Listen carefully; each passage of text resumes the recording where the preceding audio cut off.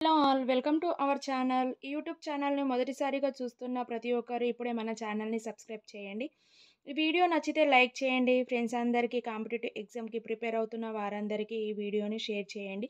ఈ క్లాస్లో వచ్చేసి మనకి డిఎస్సి టీఆర్టీకి సంబంధించి ప్రెస్పెక్టివ్ ఎడ్యుకేషన్ అనే సబ్జెక్టు, డిఎస్సి ఎస్జిటికి సంబంధించి ప్రెస్పెక్టివ్ ఎడ్యుకేషన్ అనే సబ్జెక్ట్ ద్వారా నోట్స్ ప్రిపేర్ చేశాను. ఈ వీడియో మీకు అందరికీ నచ్చితే లైక్ చేయండి, షేర్ చేయండి. అలాగే కాంపిటేటివ్ ఎగ్జామ్కి ప్రిపేర్ అవుతున్న వారందరికీ ఈ వీడియోని షేర్ చేయండి. నెక్స్ట్ క్లాస్లోకి విద్య ఫస్ట్ టాపిక్ విద్య భారతదేశం విద్యా చరిత్ర. దాంట్లో 8 టాపిక్స్ ఉన్నాయి. ఫస్ట్ టాపిక్లో ఆ టాపిక్స్ ఏమేమో చూద్దాము. విద్య అర్థం, రకాలు, విద్యా ధృవాలు, నిర్వచనాలు, అలాగే ప్రాచీన భారతదేశం విద్యా విధానం. దీంట్లో 4 సబ్ టాపిక్స్ ఉన్నాయి. వేద విద్య, బౌద్ధ విద్య, జైన విద్య, చార్వణిక విద్య. అలాగే మధ్యయుగం విద్యా విధానం, ఇస్లాం విద్య అంటారు దీనినే. అది ఆధునిక భారతదేశము విద్యా విధానం, స్వతంత్రానికి ముందు విద్యా కమిషన్లు మరియు కమిటీలు, అలాగే స్వతంత్రం అనంతరం విద్యా కమిషన్లు, కమిటీలు. నెక్స్ట్ వచ్చేసి విద్యా రాజ్యాంగ సదుపాయాలు. ఫస్ట్ టాపిక్ చూద్దాము. విద్య అర్థం, రకాలు. మానవ సమాజం ఏర్పడిన తర్వాత మానవుడు నాగరికుడిగా మారడానికి అవసరమైనదే విద్య. విద్య దేనికి అవసరం పడుతుంది? మానవ సమాజం ఏర్పడిన తర్వాత మానవుడు నాగరికుడిగా మారడానికి అవసరమైనదే విద్య. అలాగే విద్య అంటే ఏంటి? మానవుని యొక్క ప్రవర్తనలో మార్పు తీసుకువస్తుంది. విద్య దేని నుండి ఏర్పడింది? విద్య విద్ అనే సంస్కృతం నుండి వచ్చింది. విద్ ఫుల్ ఫామ్ ఏంటి? తెలుసుకోవడం, కనుక్కోవడం, శోధించడం. విద్య అంటే ఏంటి? తెలుసుకోవడం, కనుగొనడం, శోధించడం. విద్యను ఆంగ్లంలో ఏమంటారు? ఎడ్యుకేషన్ అంటారు. ఏమంటారు? ఎడ్యుకేషన్ అంటారు. ఇది లాటిన్ భాష పదాల నుండి ఆవిర్భవించింది. ఎడ్యుకేషన్ దేని నుండి? లాటిన్ భాష పదాల నుండి ఆవిర్భవించింది. ఎడ్యుకేర్ అనగా శిశు అభివృద్ధి, ఎడ్యుసర్ అనగా దారి చూపించుట, ఎడ్యుకేషన్ అనగా బోధన చర్య. నెక్స్ట్ విద్య అనగా వృద్ధిలోకి తీసుకురావడం, ముందుకు తీసుకెళ్లడం, దారి చూపడం వంటి అర్థాలలో వాడుతారు. విద్య దేనిలో యూజ్ చేస్తారు? ఆ వృద్ధిలోకి తీసుకురావడం, ముందుకు తీసుకువెళ్ళడం, దారి చూపడం వంటి అర్థాలలో వాడుతారు. ఎడ్యుకేషన్లో ఈ అంటే అవుట్ ఆఫ్, డ్యూకో అంటే టు బ్రింగ్ అప్ అంటే వృద్ధిలోకి తీసుకురావడం. విద్య హిందీలో ఏమంటారు చూద్దాం. హిందీలో శిక్ష అని అంటారు. ఇది దేని నుండి వచ్చింది? శాస్ లేదా క్లాస్ అనే సంస్కృత పదం నుండి వచ్చింది. శాస్ అంటే ఏంటి? క్రమశిక్షణలో ఉంచుట, బోధించుట, నియంత్రించుట. నెక్స్ట్ చూద్దాము. విద్య రకాలు. పాఠ్య ప్రణాళిక బోధన పద్ధతుల ఆధారంగా విద్య 3 రకాలు కలవు. 3 రకాలు ఏంటేంటి? నియత విద్య, యాదృచ్ఛిక విద్య, అనియత లేదా నిరంతర విద్య. నియత విద్య గురించి చూద్దాము. ఫస్ట్ నిర్ణీత కాలంలో నిర్దిష్టమైన ప్రదేశంలో పాఠ్య ప్రణాళికను బోధన పద్ధతుల ఆధారంగా చేసుకొని బోధించేది. నియత విద్య అంటే ఏంటి? నిర్దిష్టమైన ప్రదేశంలో పాఠ్య ప్రణాళిక, బోధన పద్ధతులు. పాఠ్య ప్రణాళిక, బోధన పద్ధతుల ఆధారంగా చేసుకుని బోధించేదే నియత విద్య. అలాగే దీనిని సాంప్రదాయ విద్యా విధానం మరియు కృత్రిమ విద్యా విధానం అని కూడా అంటారు. దీంట్లో సమయం, కాలపరిమితి నిర్దిష్టంగా ఉంటుంది. నియత విద్యలో ఏముంటుంది? సమయం, కాలపరిమితి నిర్దిష్టంగా ఉంటుంది. పాఠ్య ప్రణాళిక, బోధన పద్ధతుల ఆధారంగా చేసుకునేది ఏం విద్య? నియత విద్య. దీనినే సాంప్రదాయ విద్య, కృత్రిమ విద్యా విధానం అని కూడా అంటారు. ఎగ్జాంపుల్ ఏంటేంటి? కాలేజెస్, లైబ్రరీస్, స్కూల్స్, అలా ఎక్సెట్రా. యాదృచ్ఛిక విద్య చూద్దాము. జననం నుండి మరణం వరకు ఉండే మానవుని జీవితంలో జరిగిన ప్రతి అభ్యాసనమే యాదృచ్ఛిక విద్య. పుట్టినప్పటి నుంచి చనిపోయే వరకు ఉండే మానవ జీవితంలో జరిగిన ప్రతి అభ్యాసనమే యాదృచ్ఛిక విద్య. దీనిని ఆకస్మిక విద్య ఆర్ సంఘటన విద్య అని కూడా అంటారు. దీనికి ఇంకో పేర్లు ఏంటి? ఆకస్మిక విద్య ఆర్ సంఘటన విద్య. అలాగే మానవుడు తన జీవితంలో ఎక్కువ జ్ఞానాన్ని యాదృచ్ఛిక విద్య ద్వారానే పొందుతాడు. మానవుడు ఎక్కువ జ్ఞానాన్ని ఏ విద్య ద్వారా పొందుతారు? యాదృచ్ఛిక విద్య ద్వారానే. ఎగ్జాంపుల్ చూద్దాం. కుటుంబం, సమాజం, సాంఘిక, మత పరిస్థితులు, స్నేహితులు. నెక్స్ట్ థర్డ్ వన్ వచ్చేసి నిరంతర లేదా అనియత విద్య, దీనినే దూర విద్య అని కూడా అంటారు. 1978లో యునెస్కో మొదటి నిరంతర విద్య అనే భావనను బయటకు తీసుకువచ్చింది. 1978 యునెస్కో మొదటి నిరంతర విద్య అనే భావనను బయటికి తీసుకువచ్చింది. నిరంతర విద్యను బయటికి తీసుకొచ్చింది ఎవరు? First UNESCO. ఎప్పుడు? 1978. అలాగే అనియత విద్యను 1986 జాతీయ విద్యా విధానంలో పేర్కొన్నారు. అనియత విద్యను 1986లో జాతీయ విద్యా విధానంలో పేర్కొన్నారు. ఎగ్జాంపుల్స్ ఏంటి? దూర విద్యా కేంద్రాలు, ఇందిరాగాంధీ సార్వత్రిక విశ్వవిద్యాలయాలు. వీటి గురించి తెలుసుకుందాం ఇప్పుడు. నెక్స్ట్ వచ్చేసి అనియత విద్య. అనియత విద్య ఎన్ని? 3 రకాలు. ప్రాథమిక విద్య, మాధ్యమిక విద్య, ఉన్నత విద్య. ప్రాథమిక విద్య గురించి చూద్దాము. ఈ విద్యలో ప్రారంభించడానికి కార్యక్రమాలను ప్రవేశపెట్టాయి. ఏంటేంటి? అనియత విద్యా కేంద్రాలు, బ్రిడ్జి కోర్సులు. అనియత విద్యా కేంద్రాలు, బ్రిడ్జి కోర్సులు దేంట్లో? ప్రాథమిక విద్యలో వస్తాయి. మాధ్యమిక విద్య. అనియత విద్యలో భాగంగా మాధ్యమిక విద్యను అందించాలి. అనియత విద్య ప్రకారంగా మాధ్యమిక విద్యను బోధించాలి. అలాగే దీంట్లో ఏమేమి వస్తాయి? సార్వత్రిక పాఠశాలలు అంటే ఓపెన్ స్కూల్స్లను ఏర్పాటు చేశారు. మొదటి సార్వత్రిక పాఠశాలను ఎప్పుడు ఏర్పాటు చేశారు అని అంటే 1989లో. అలాగే ఫస్ట్ ఎక్కడ? ఏపీలో ఫస్ట్ సార్వత్రిక పాఠశాలను 1991లో ఏర్పాటు చేశారు. నెక్స్ట్ వచ్చేసి ఉన్నత విద్య. ఈ విద్యలో భాగంగా బోధించడానికి సార్వత్రిక విశ్వవిద్యాలయాలను అలాగే కరస్పాండెన్స్ కోర్సులు ఆర్ ఓపెన్ యూనివర్సిటీ ఆర్ దూర విద్యను ఏర్పాటు చేశారు. ఉన్నత విద్య అంటే ఈ విద్యలో భాగంగా విద్యను అందించడానికి సార్వత్రిక విశ్వవిద్యాలయాలు, కరస్పాండెన్స్ కోర్సులు ఆర్ ఓపెన్ యూనివర్సిటీ లేదా దూర విద్యను ఏర్పాటు చేశారు. ఓపెన్ యూనివర్సిటీ దేనిలో వస్తుంది? ఉన్నత విద్య. ఇలా గుర్తుపెట్టుకోండి. భారతదేశంలో మొదటి ఓపెన్ యూనివర్సిటీ ఏంటి? Doctor B R Ambedkar open university. ఇది 1982లో హైదరాబాద్లో ఏర్పాటు చేశారు. ప్రపంచంలో అతిపెద్ద సార్వత్రిక విశ్వవిద్యాలయం ఏంటి? ఇందిరాగాంధీ సార్వత్రిక విశ్వవిద్యాలయం. ఇందిరాగాంధీ సార్వత్రిక విశ్వవిద్యాలయం. ఇది ఎప్పుడు? 1985 ఢిల్లీలో ఏర్పాటు చేశారు. అలాగే ఇందిరాగాంధీ సార్వత్రిక విశ్వవిద్యాలయంలో ఈ కార్యక్రమాల ద్వారా దూర విద్యను, ఉన్నత విద్యను అందిస్తున్నారు. ఏంటేంటి? జ్ఞానదర్శిని అంటే టీవీ ద్వారా, జ్ఞానవాణి ఏమో రేడియో ద్వారా, ఏకలవ్య అంటే సాంకేతిక విద్యా ఛానళ్ళ ద్వారా విద్యను అందిస్తున్నారు. అలాగే నెక్స్ట్ విద్యా అర్థం గురించి చూద్దాము. ఫస్ట్ ఏంటి? పరిమిత అర్థం. పరిమిత అర్థంలో విద్య అనగా వ్యక్తి యొక్క అభివృద్ధి. వ్యక్తి యొక్క అభివృద్ధి దేనిలో జరుగుతుంది? పరిమిత విద్యలో. పాఠశాలలో నేర్చుకునే నియత విద్య ఇది. పరిమిత అర్థం ఏంటి? పాఠశాలలో నేర్చుకునే నియత విద్య. పరిమితి అర్థంలో వచ్చే విద్య ఏంటి? 3Rs. RR. 3Rs అంటే ఏంటి? రీడింగ్, రైటింగ్, అర్థమెటిక్ అంటే లెక్కలు చేయడం. పాఠశాల ప్రాధాన్యతను పోషిస్తుంది ఎవరు? John Dewey. పాఠశాల పాత్ర ఎవరు పోషిస్తుంది? John Dewey. ఈయన రచించిన గ్రంథం ఏంటి? Democracy on education. రచించిన గ్రంథం ఏంటి? Democracy on education.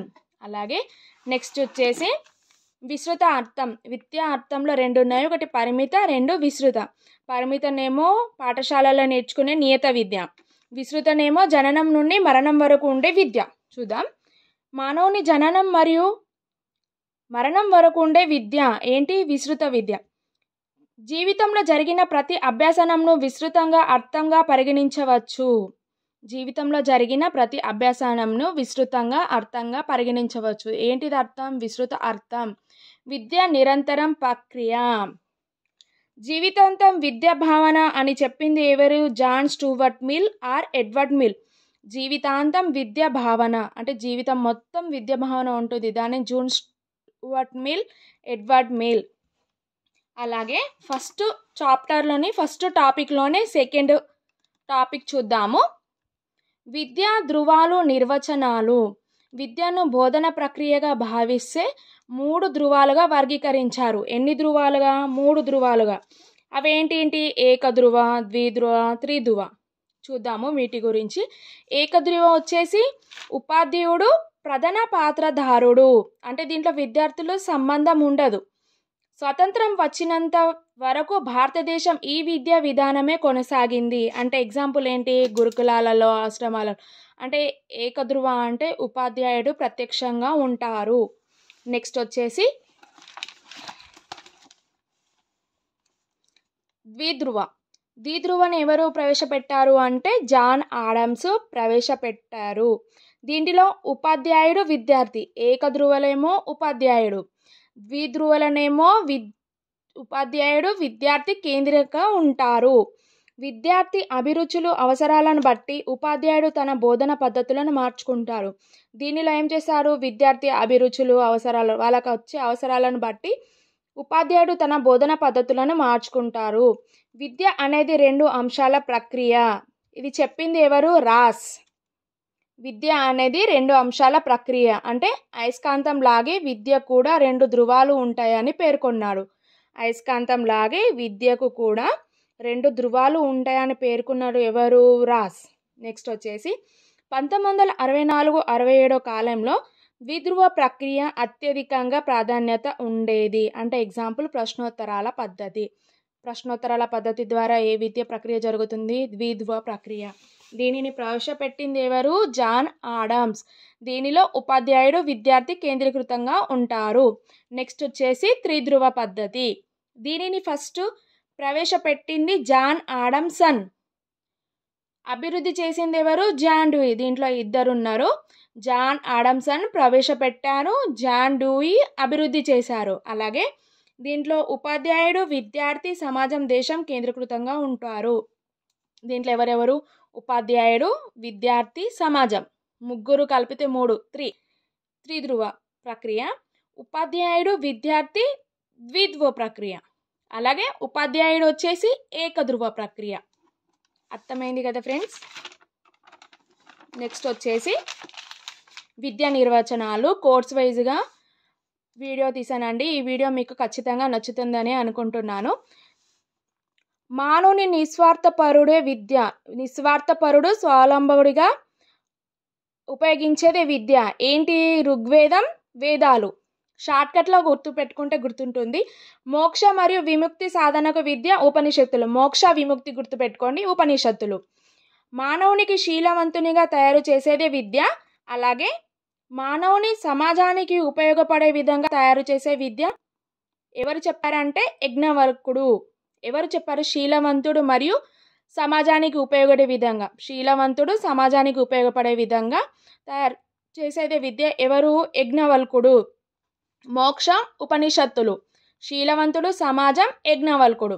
అలాగే నెక్స్ట్ శారీరక మానసిక ఆధ్యాత్మిక శక్తులను వెలికి తీసేదే ఎవరు చెప్పింది విద్య, గాంధీజీ.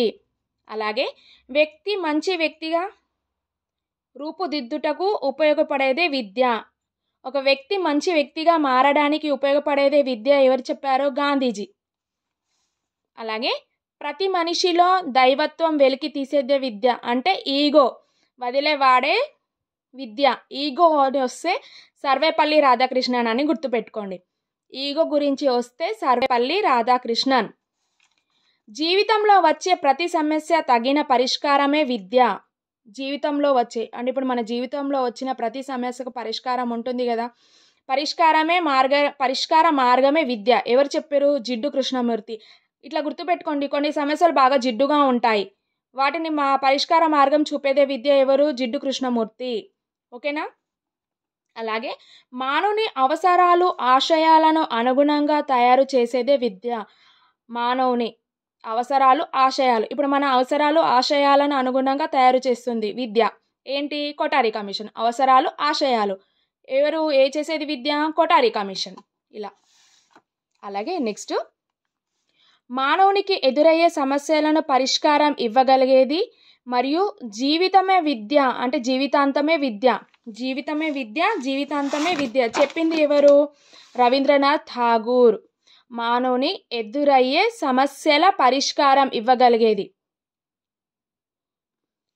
జిడ్డు కృష్ణమూర్తి ఏంటి, సమస్యకు తగిన పరిష్కారం. దీంట్లో ఎదురయ్యే సమస్యకు పరిష్కారం ఇవ్వగలిగేది. అంటే ఇవ్వగలిగేది ఎవరు చెప్పారు, ఠాగూర్. నెక్స్ట్ వచ్చేసి సృజనాత్మక సహజమైన ఆనందం ప్రతి పిల్లవాడి యొక్క హక్కు అని తెలియజేస్తుంది. నెక్స్ట్ శీ దేని ద్వారా శీలం ఏర్పడుతుందో, అభివృద్ధి చెందుతుందో, బుద్ధి వికసిస్తుందో, దైవాంశ పరిపూర్ణం సాధించుటకు విద్య అవసరం. శీలం అభివృద్ధి బుద్ధి. శీలం అభివృద్ధి బుద్ధి ఎవరు చెప్పారు? స్వామి వివేకానంద. షార్ట్కట్లో నేను రౌండప్ చేశాను చూడండి. శీలం అభివృద్ధి బుద్ధి వికసిస్తుందో, శీలము అభివృద్ధి బుద్ధి వికసిస్తుందో అది ఎవరు చెప్పారు? స్వామి వివేకానంద. నెక్స్ట్ శీల నిర్మాణమే విద్య ఎవరు చెప్పారు? స్వామి దయానంద సరస్వతి.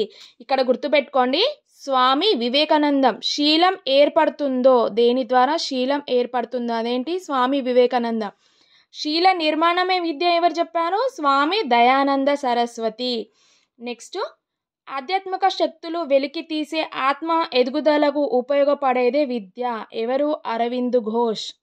ఆధ్యాత్మిక శక్తులు వెలికి తీసే ఆత్మ ఎదుగుదలకు ఉపయోగపడే విద్య ఏంటి? అరవింద్ ఘోష్.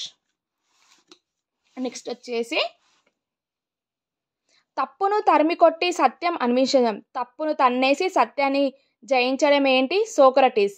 తప్పును తరిమికొట్టి సత్యంని అన్వేషించడమే సోక్రటీస్. ఓకే. సంతోషం బాధ సమానంగా స్వీకరించడమే విద్య. సంతోషం బాధ రెండు సేమ్ ఎవరు చెప్పారు? ప్లేటో. ఆరోగ్యవంతమైన శరీరంలో మనస్సును ప్రవేశపెట్టడం విద్య.